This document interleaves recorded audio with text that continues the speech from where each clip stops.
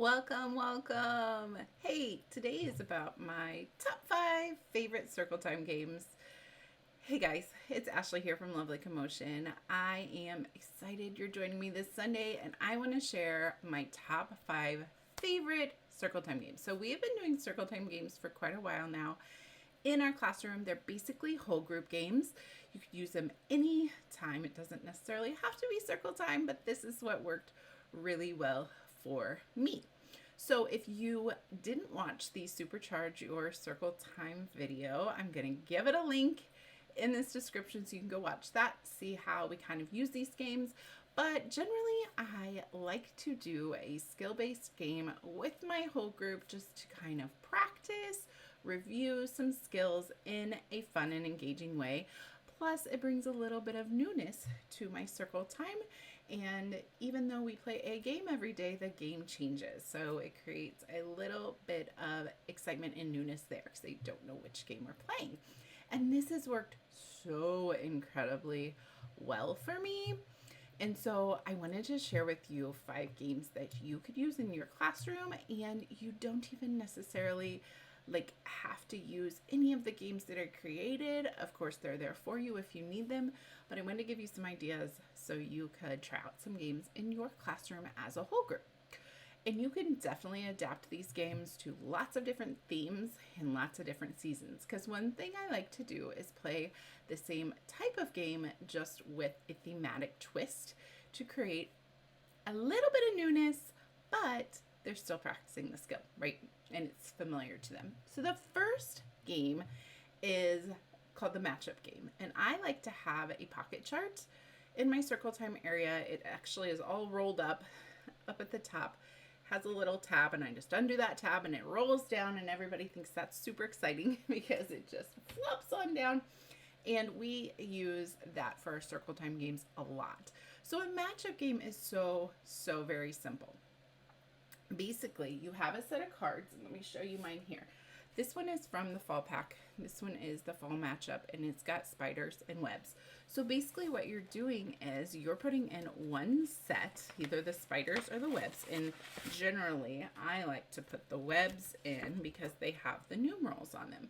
So I'll stick those in my pocket chart all the way up to 10, and you can choose. You can choose to put these numbers in order, numerical order, or not, right? And that's going to, if your friends are pretty good at recognizing numerals, that will kind of up the game. And then there's spider cards. And so these are the cards that I hand out to students. And depending on how many students I have will kind of depend on how many cards they get.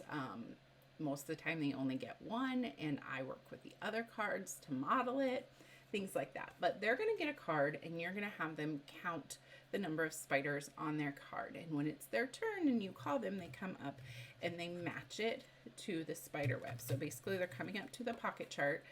This one's already in the pocket chart. They're coming and matching up this one, right? If they need a little bit of assistance, I help them count and find that one, because really what we're doing is just practicing the skill. We're not expecting mastery, and so I will sometimes choose who gets what quantity when I'm passing out the cards, so that I can make sure that maybe if I have a friend who hasn't mastered counting one-to-one correspondence, they're going to get a lower amount on their card, and then someone who has mastered it might get a higher amount on their card. So different ways you can differentiate that. Also, so many different themes you could do, right? You could do, for farm, horses to a stable, or farm animals to a stable, whatever it might be.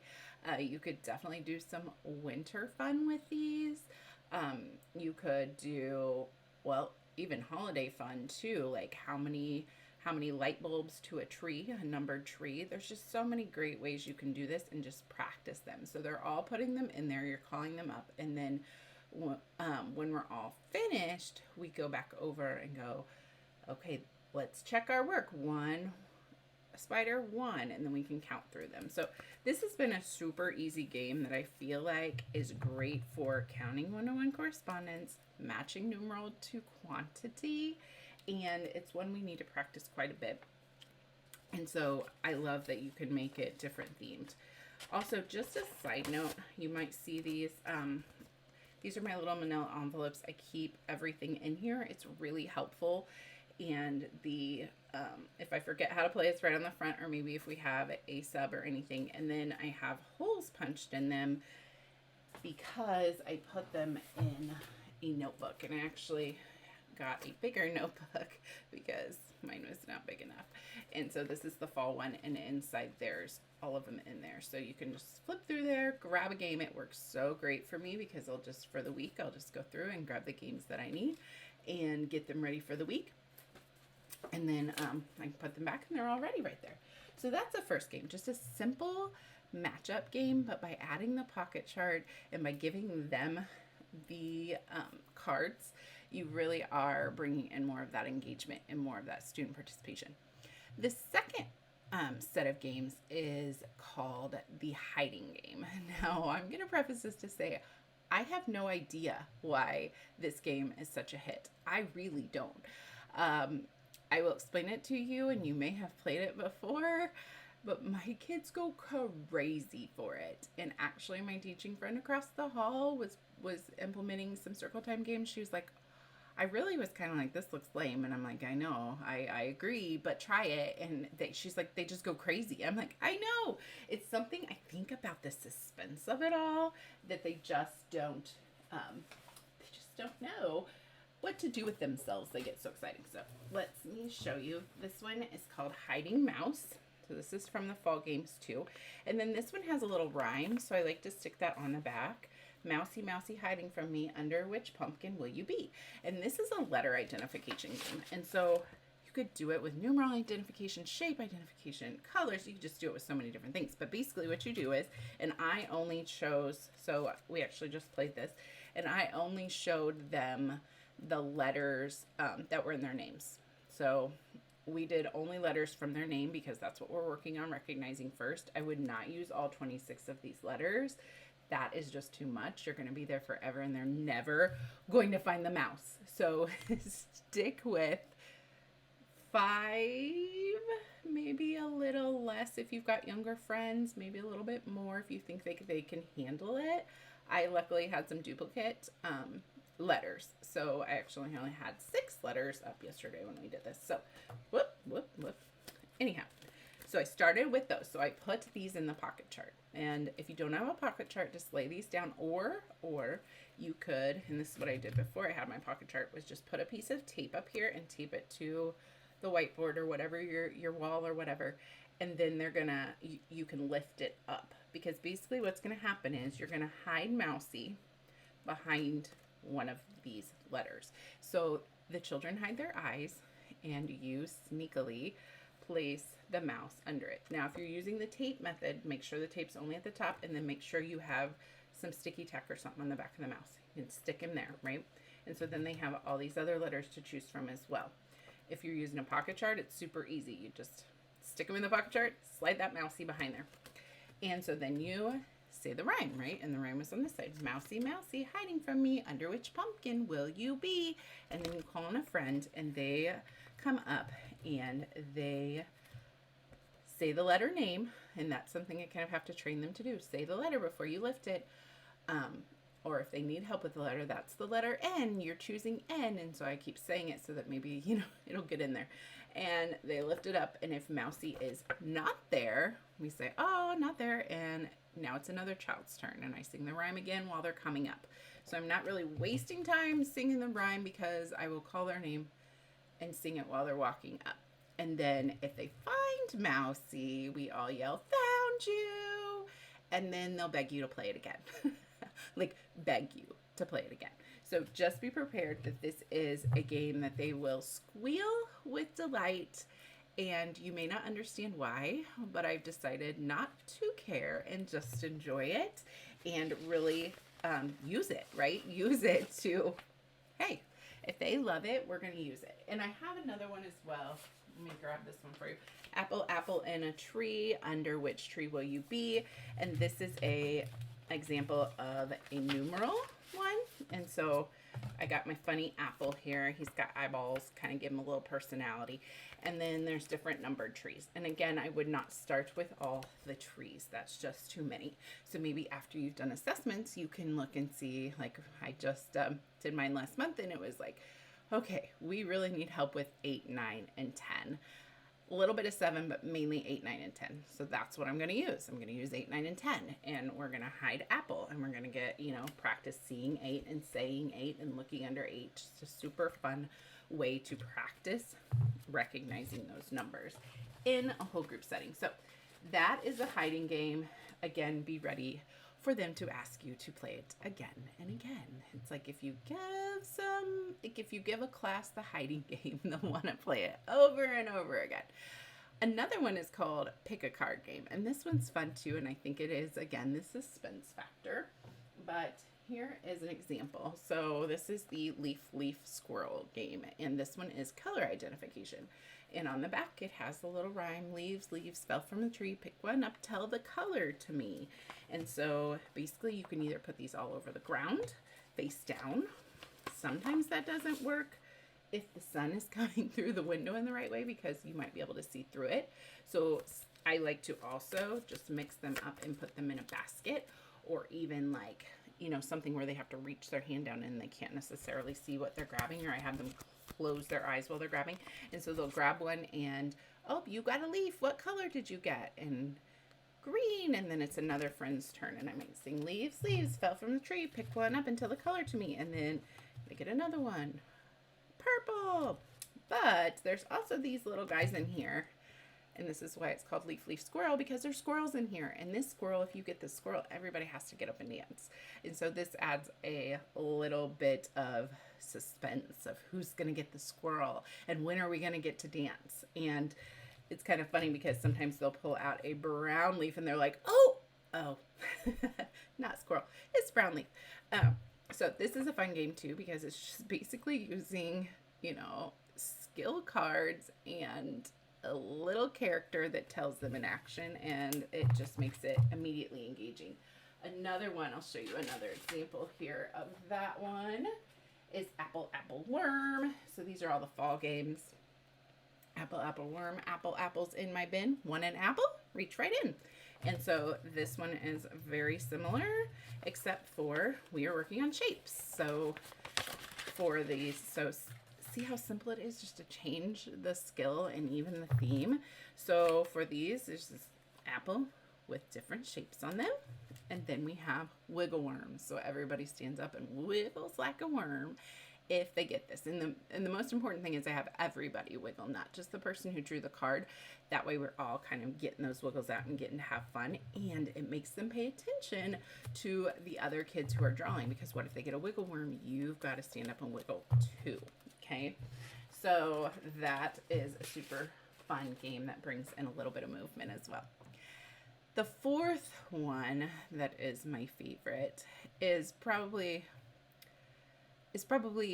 not a game you maybe have thought of, but I really find it super important to do. So this game has one skill set, but again, I think it's a super important one, and that's segmenting and blending. And being a former first grade teacher, I totally believe that we need to start some of these things a little bit earlier, because sometimes it's hard for our little ones to hear the different sounds in a word when we pull them apart, right? When they're learning to read, they're pulling apart those letters and they're pulling apart those sounds, and they've got to figure out how to squish them back together, right?